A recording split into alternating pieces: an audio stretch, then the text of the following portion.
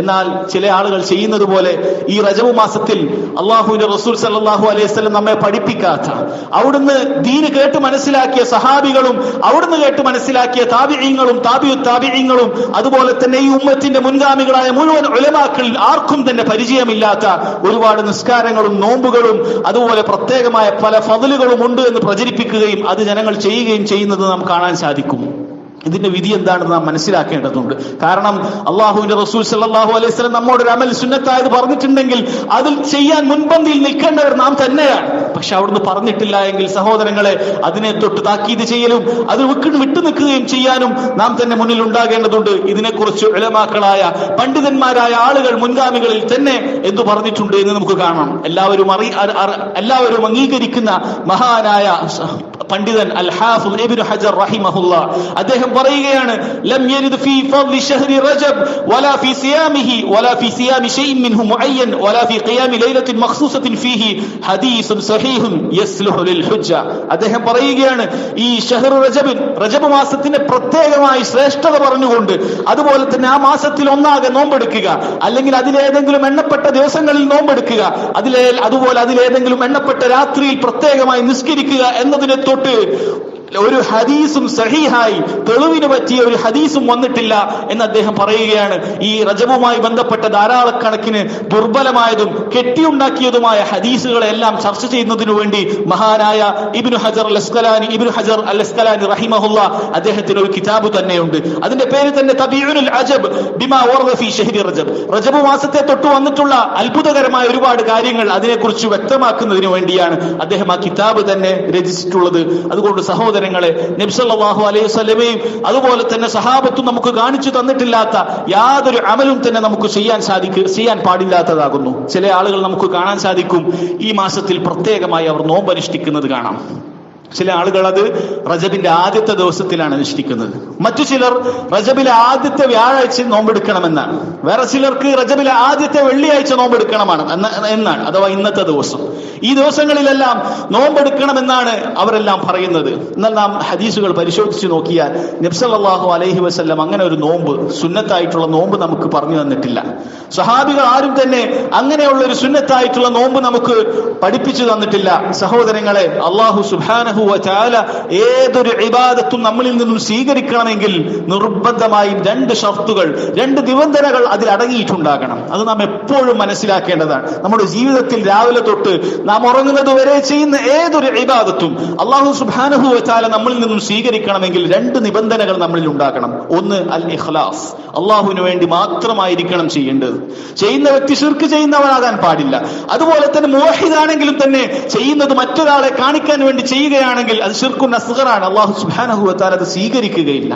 അതുപോലെ തന്നെ രണ്ടാമതായി വേണ്ടതാണ് അൽ ഇത്തിബാ, നബി സല്ലല്ലാഹു അലൈഹി വസല്ലമയെ പിൻപറ്റണം. അല്ലാഹുവിന്റെ റസൂൽ സല്ലല്ലാഹു അലൈഹി വസല്ലം നമുക്ക് കാണിച്ചു തരാത്ത, നമ്മെ പഠിപ്പിക്കാത്ത യാതൊരു അമലും സഹോദരങ്ങൾ അല്ലാഹു സുബ്ഹാനഹു വ തആല സ്വീകരിക്കുകയില്ല. അല്ലാഹു പ്രവാചകന്മാരെ നിയോഗിച്ചിട്ടുള്ളതിനുള്ള ലക്ഷ്യം തന്നെ എങ്ങനെ അല്ലാഹുവിനെ ഇബാദത്ത് ചെയ്യണം എന്ന് പഠിപ്പിക്കുന്നതിന് വേണ്ടിയാണ്. അതല്ലാതെ നിങ്ങൾ എന്നെ ഇബാദത്ത് ചെയ്യൂ, നിങ്ങൾക്ക് തോന്നിയതുപോലെ ഇബാദത്ത് ചെയ്യൂ എന്നല്ല അല്ലാഹു സുബ്ഹാനഹു വ തആല നമ്മോട് കൽപ്പിച്ചിട്ടുള്ളത്. മറിച്ച് അല്ലാഹുവിന്റെ അവകാശത്തിൽ പെട്ടിട്ടുള്ളതാണ്, അല്ലാഹുവിന്റെ കടമയിൽ പെട്ടിട്ടുള്ളതാണ് അടിമകൾക്ക് കൃത്യമായി എങ്ങനെ അവനെ ഇബാദത്ത് ചെയ്യണമെന്ന് പഠിപ്പിക്കുക എന്നുള്ളത്. അത് അല്ലാഹു പൂർത്തിയാക്കി നൽകിയിട്ടുണ്ട്. ഓരോ ദിവസവും ഓരോ നേരത്തും എങ്ങനെയാണ് ഒരു മുസ്ലിം അല്ലാഹുവിനെ ഇബാദത്ത് ചെയ്യേണ്ടത് എന്ന് നമ്മോട് പഠിപ്പിച്ചിട്ടുണ്ട്. പ്രത്യേകമായി പിന്നീട് ആരും തന്നെ അതുണ്ടാക്കേണ്ടതില്ല. അതിനാലാണ് നബി സല്ലല്ലാഹു അലൈഹി വസല്ലം പറഞ്ഞിട്ടുള്ളത്, മൻ അഹ്ദസ ഫീ അംരിനാ ഹാദാ മാ ലൈസ മിൻഹു ഫഹുവ റദ്ദുൻ. ആരെങ്കിലും നമ്മുടെ ഈ ദീനിൽ അതിലില്ലാത്ത കാര്യം പുതുതായി ഉണ്ടാക്കുകയാണെങ്കിൽ ഫഹുവ റദ്ദുൻ, അത് തള്ളപ്പെടേണ്ടതാകുന്നു. അതൊരിക്കലും തന്നെ അല്ലാഹു സുബ്ഹാനഹു വ തആല സ്വീകരിക്കുകയില്ല. അതുപോലെ തന്നെ അവിടുന്ന് പറഞ്ഞു, മൻ അമില അമലൻ ലൈസ അലൈഹി അംറുനാ ഫഹുവ റദ്ദുൻ. എന്റെ കൽപ്പനയില്ലാത്ത എന്തെങ്കിലും ഒരു അമൽ ഒരു വ്യക്തി ചെയ്യുകയാണെങ്കിൽ അതൊരിക്കലും തന്നെ സ്വീകരിക്കുകയില്ല, അത് തള്ളപ്പെടുകയാണ്. അതുകൊണ്ട് സഹോദരങ്ങളെ, ഇത്തരം നോമ്പുകൾ അനുഷ്ഠിക്കാൻ പറയുന്ന ആളുകളോട്, ഇത്തരം പ്രത്യേകമായി നിസ്കരിക്കണമെന്ന് പറയുന്ന ആളുകളോട് നമുക്ക് ചോദിക്കാനുള്ളത്, അല്ലാഹുവിന്റെ റസൂൽ സല്ലല്ലാഹു അലൈഹി വസല്ലമയുടെ കൽപ്പന എവിടെയാണുള്ളത്? അല്ലെങ്കിൽ അവിടുന്ന് നമ്മോട് എപ്പോഴെങ്കിലും ഒരിക്കൽ ജീവിതത്തിൽ കാണിച്ചു തന്നിട്ടുണ്ടോ?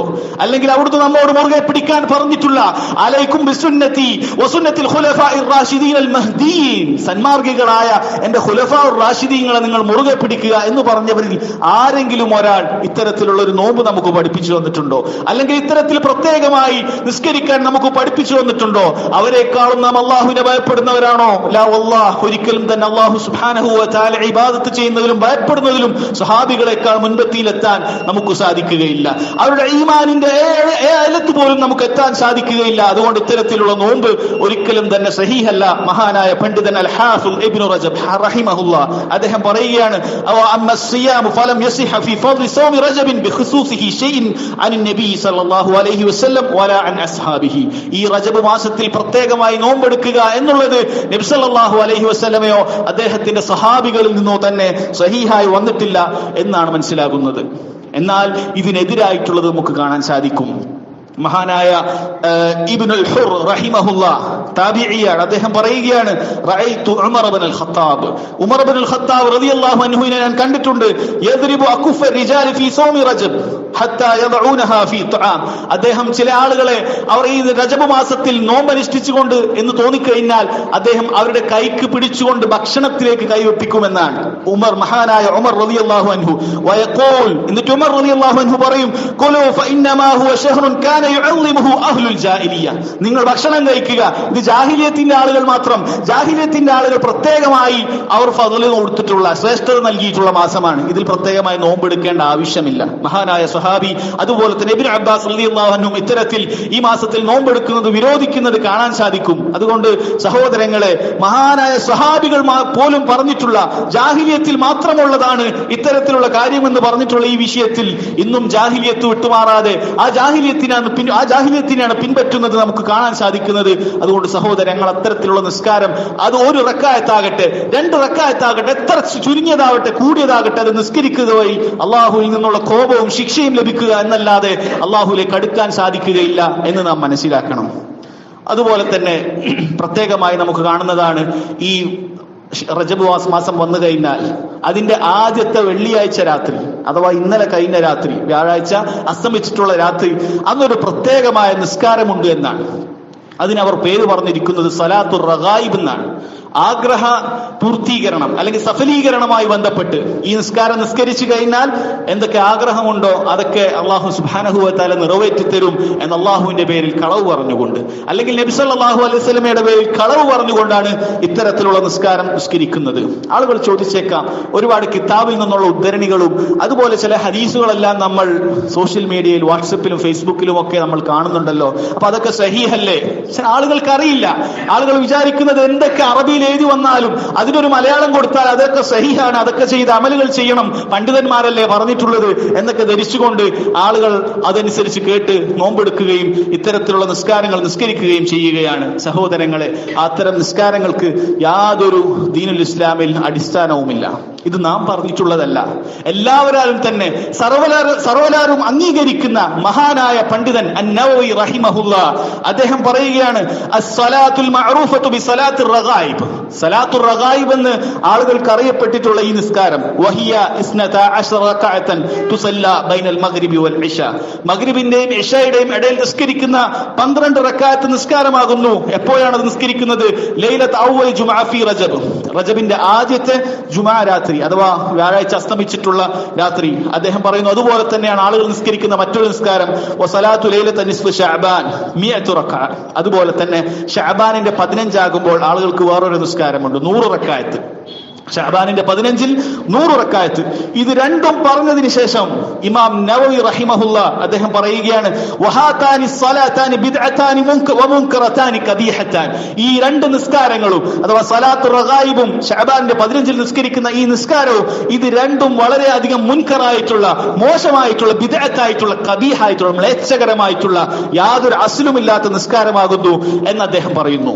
ശേഷം അദ്ദേഹം ഈ പറയുന്ന സോഷ്യൽ മീഡിയയിൽ പറയുന്ന ആളുകൾക്കുള്ള മറുപടി എന്നോണം പോകണം. അദ്ദേഹം തന്നെ പറയുന്നു, വലാ യഗ്തർ ബിബഅദി മൻ ഇസ്തബഹ അലൈഹി ഹുക്മുഹുമാ മിനൽ അഇമ്മത്തി ഫസന്നഫ ഫി ഇസ്തിഹ്ബാഇ ബിഹിമാ ഫഇന്നഹു ഗാലിത്തുൻ ഫീ ദാലിക്. ചില ആളുകൾ, അതുപോലെ പണ്ടുണ്ടായിരുന്ന ഇമാം ഗസാലിയുടെ ഇഹ്യാ ഉലൂമുദ്ദീൻ, അതുപോലെ തന്നെ ഖൂത്തുൽ ഖുലൂബ് തുടങ്ങിയ കിതാബുകളിൽ നിങ്ങൾ കാണുന്ന ഇത്തരത്തിലുള്ള ഉദ്ധരണികൾ കണ്ട് ആരും തന്നെ വഞ്ചിതരാകേണ്ട എന്ന് ഇമാം നവവി റഹിമഹുല്ലാ തന്നെ പറയുകയാണ്.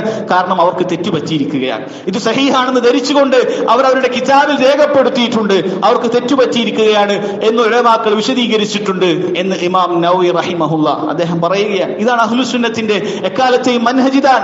കൃത്യമായി തെളിവില്ലാതെ ഏതൊരു ആലിം കിതാബിൽ എഴുതി വെച്ചിട്ടുണ്ട് എന്നുള്ള കാരണത്താൽ നമുക്ക് ദീനുൽ ഇസ്ലാമിൽ തെളിവാകുകയില്ല.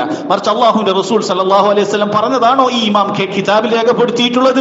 അള്ളാഹുവിന്റെ ആയത്തിന്റെ അടിസ്ഥാനത്തിലുള്ള കൃത്യമായ തഫ്സീറാണോ കിതാബുകളിൽ രേഖപ്പെടുത്തിയിട്ടുള്ളത്? ഇതല്ല എങ്കിൽ സഹോദരങ്ങൾ, ഇമാം നവവി റഹിമഹുല്ല ആ മൊത്തത്തിലുള്ള അടിസ്ഥാന തത്വം നമ്മെ പഠിപ്പിക്കുകയാണ്. കിതാബുകളിൽ ഉണ്ട് എന്നുള്ള കാരണത്താൽ അത് നിങ്ങളെ വഞ്ചിച്ചുകൂടാ. കിതാബുകളിൽ ഉണ്ട് എന്നുള്ളത് നിങ്ങളെ വഞ്ചിച്ചുകൂടാ. അത് അള്ളാഹുവിന്റെ കിതാബിനോട് യോജിക്കുന്നുണ്ടോ എന്ന് നോക്കണം.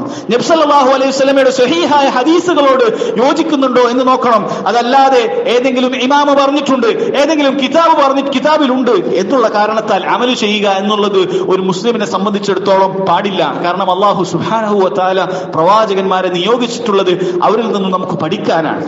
അവരിൽ നിന്നും പഠിച്ച പണ്ഡിതന്മാരിൽ നിന്നും കൃത്യമായി പഠിച്ചു മനസ്സിലാക്കാൻ, അല്ലാതെ ആരെങ്കിലും തഖ്ലീദ് ചെയ്തുകൊണ്ട് അന്ധമായി അനുകരിച്ചുകൊണ്ട് എന്തെങ്കിലും അനുസരിച്ച് പ്രവർത്തിക്കുക എന്നുള്ളത് ഒരു മുസ്ലിമിനെ സംബന്ധിച്ചിടത്തോളം പാടില്ലാത്തതാണ്. സഹോദരങ്ങളെ, നാം എല്ലാ ദിവസവും 5 നേരത്തെ നിസ്കാരത്തിൽ സൂറത്തുൽ ഫാത്തിഹയിൽ നാം ഓതുന്നുണ്ട്, ഗൈറിൽ മഗ്ദൂബി അലൈഹിം വലദ്ദാലിൻ. അല്ലാഹുവേ, എന്നെ സിറാത്തൽ മുസ്തഖീമിൽ പ്രവേശിക്കണം, സിറാത്തൽ ലദീന അൻഅംത അലൈഹിം, നീ അനുഗ്രഹിച്ചവരായ അമ്പിയാക്കളുടെയും സിദ്ദീഖീങ്ങളുടെയും ശുഹദാക്കളുടെയും മാർഗത്തിലാണ് പ്രവേശിപ്പിക്കേണ്ടത് എന്ന് പറഞ്ഞതിന് ശേഷം നാം പ്രത്യേകമായി അള്ളാഹുവിനോട് പറയുന്നു ഗൈറിൽ മഗ്ദൂബി അലൈഹിം. അള്ളാഹു കോപിച്ച യഹൂദികളെ അവരെ പോലെ ആകാൻ പാടില്ല. അവരുടെ പ്രത്യേകത എന്താണ്? അവർക്ക് കൃത്യമായ ഇൽമുണ്ട്. ആരാണ് അള്ളാഹുവിന്റെ റസൂൽ സല്ലല്ലാഹു അലൈഹി വസല്ലം അവർക്കറിയാം, പക്ഷെ അതനുസരിച്ച് അമൽ ചെയ്യുന്നില്ല. അതുപോലെ തന്നെയാണ് വലദ്ദാലിൻ, വഴിപേച്ചിട്ടുള്ള നസ്രാണികൾ.